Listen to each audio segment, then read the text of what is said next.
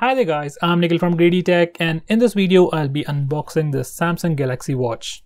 I know I'm too late for the party and this watch has been launched for almost 3 months, but I got this right now, and yes, I bought it along with the Samsung S10 Plus and I got it for about 10,000 rupees. Now this watch is actually priced at 29,000 rupees and it's available only in one variant, that's the silver color, and that's the one we have right now. So guys, this is gonna be my first Samsung watch, at least using it as a primary user, and I have absolutely no idea as to how it's gonna turn out to be. By the way guys, there are actually two variants of this watch. One is the Bluetooth variant and another one is the LTE variant. In India, only the Bluetooth variant is being sold.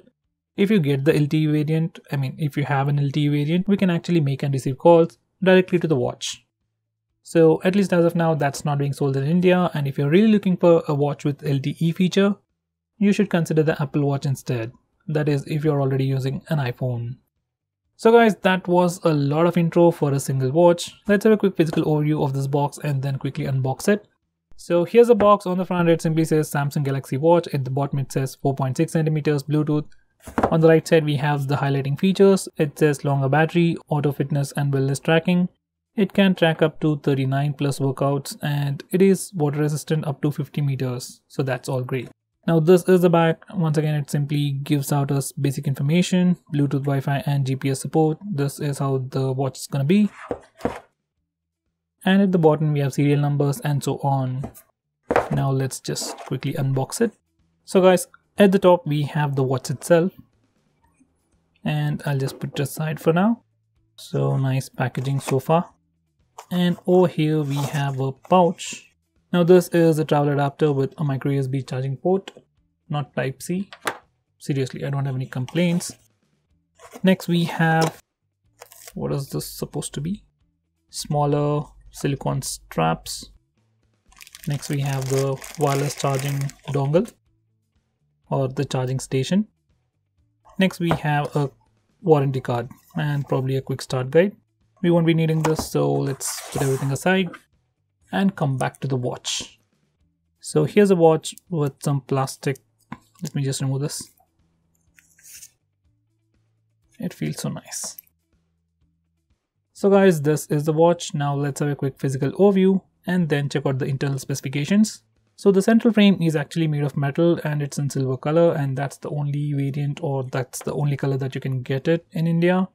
At the top it has this rotatable bezel which can be used for navigation. Just like how Apple uses a crown on the right side to navigate, we can use this bezel to navigate on this phone. And on the right side we have two buttons. By the way, we can also configure double tap actions for these buttons from settings. Now on the back over here we have some sensors for heart rate monitoring and probably some other stuff. Now these are 22mm soft silicone straps and they are interchangeable. So if you want to change the straps, you can simply press this over here and pull it out and replace it with other straps with 22mm. So that's pretty cool and pretty easy actually. So let me just put it back. Okay, I guess this is why I should remove it. Okay, now it's done. So guys, that was the physical overview, and just from initial impressions, the watch does look quite premium and the dial actually has a nice bit of weight to it. It isn't heavy, but it has a nice weight to it. Now on the left side we have the speaker, and on the right side it has a small microphone hole, and on the back at the top it says Samsung Galaxy Watch, and at the bottom we have some specifications. Now coming to the display, it has a 1.3-inch circular Super AMOLED display with full color always on display, and it is protected by a Corning Gorilla Glass. Now coming to the rest of the specifications, this watch sports an Exynos 9000 dual core processor clocked at 1.15 GHz, which is built using 10nm architecture. It will be running Tizen based wearable OS 4.0, and it has 768 MB of RAM and 4 GB of internal storage. Finally, powering this watch is a 472 mAh battery. That happens to be the biggest battery in a wearable device. Now coming to connectivity, it has Bluetooth 4.2, Wi-Fi, NFC and GPS. On sensors front, it has accelerometer, gyroscope, barometer, heart rate monitor and ambient light sensor. Now let's turn it on and set it up. Honestly, I have absolutely no idea how to turn it on. I'm just pressing this button over here. Okay, nothing's happening. Okay, so guys, to turn on this watch, you need to press and hold this button over here. Just a beginner's tip. So it says Samsung Well, that's the second thing it said. Welcome. By the way guys, for now I'll be setting it up with the Realme 3. Later I'll be setting it up with the Samsung S10 Plus. And let's give it a try. Download the Galaxy wearable app in your phone to pair this phone. I've already done that. So let's see. This is the first time I'm trying to pair up a Samsung phone, and I just realized we have to swipe up to continue. That's so unintelligent. We turn on Bluetooth, just turning it on, giving it all the permissions. Okay, pair. Installing the Wear plugin. Well, I thought pairing might be a bit difficult, but so far everything seems to be pretty simple. Finally started downloading the app. Okay, install something else. This is a third application that I'm installing just to use this watch on this phone. This time it's Samsung accessory service. What's next? So it seems like everything's done. Take a moment to get familiar with us. Okay, let's see how to use. Your watch face is the main screen of your swipe left or right to show different widgets. Swipe. Okay, next. Are we paired? So guys, now we are paired and it says congratulations on your new Galaxy watch. By the way guys, a funny thing, this watch costs about 29,000 and this phone here costs about 9,000. So it's really funny to pair it up with this phone. So I'm just gonna go skip on next. That's next for everything. Let's skip a bit over here. Allow. I'm just allowing everything, hoping nothing gets screwed up. So guys, now we are paired up and this is the interface for the application. That's the Galaxy Watch application. It says the watch has 86% of battery left, 2.5 gigabytes of free space and 368 megabytes of RAM. So that's all pretty good. And these are probably the settings related to the watch. It might take an entire day to check that out. So now let's see how the watch is. Now let's go through a quick tutorial. It says turn clockwise, widgets will appear. And if I go left, I can see the notifications. Back key, home key for applications, swipe down to show settings and status bar. That's the notification area, notification toggles. Turn off the display.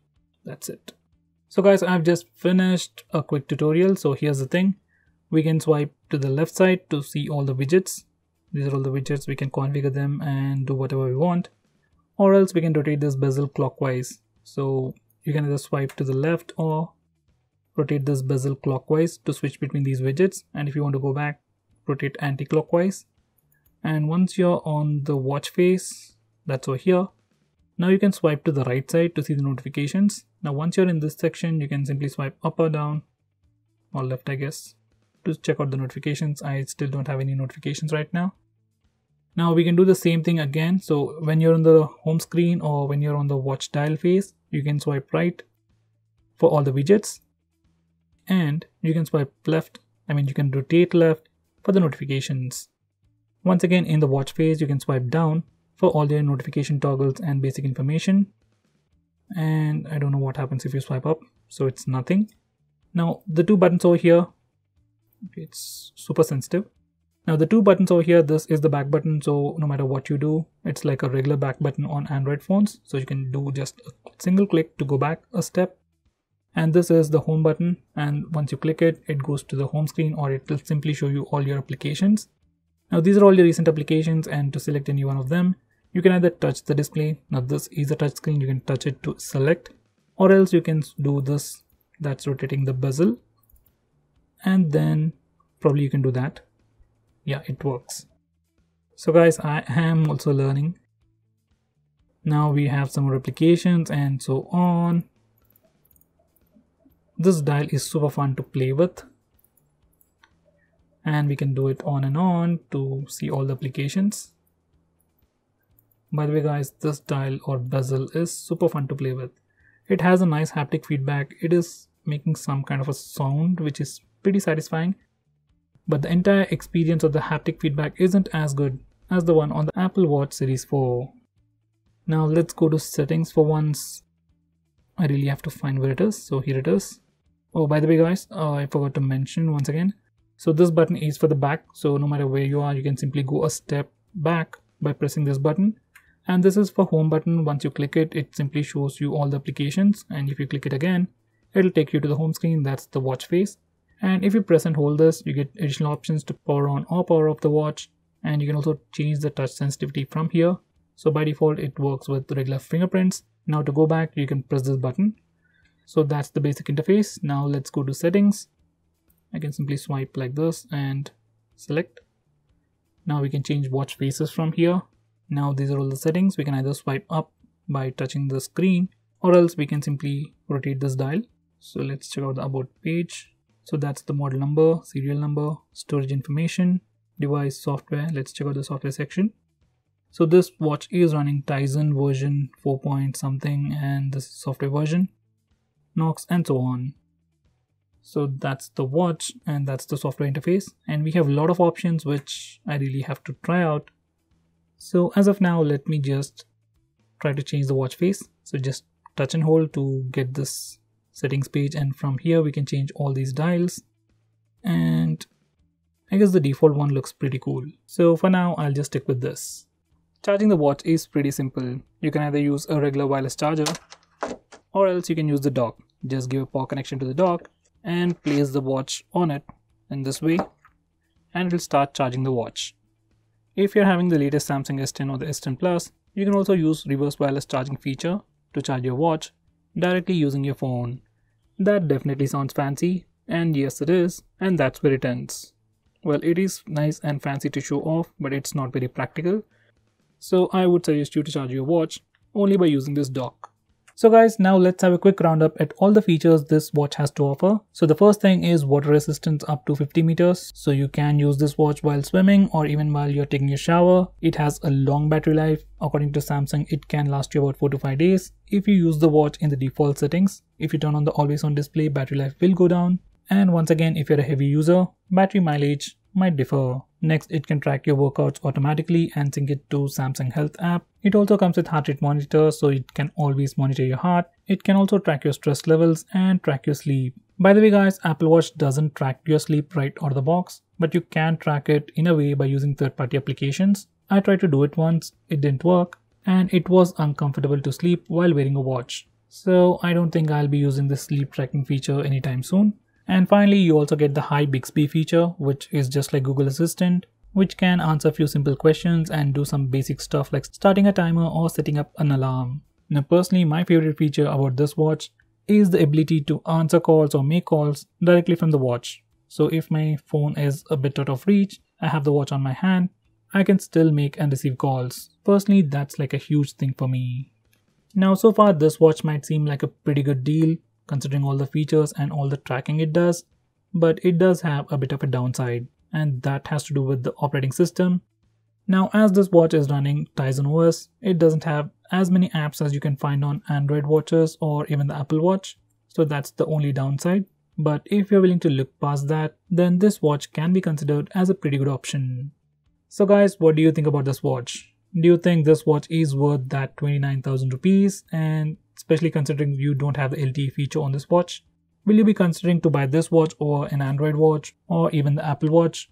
Do let us know by commenting below this video, and if you're planning to buy this watch, use the link in the description. It always helps the channel, and if you want us to make any specific video, tweet out to us with the hashtag AskGreedyTech on Twitter, and I'll try to make it as soon as possible. I'm Nikhil from GreedyTech signing off. Have a nice day.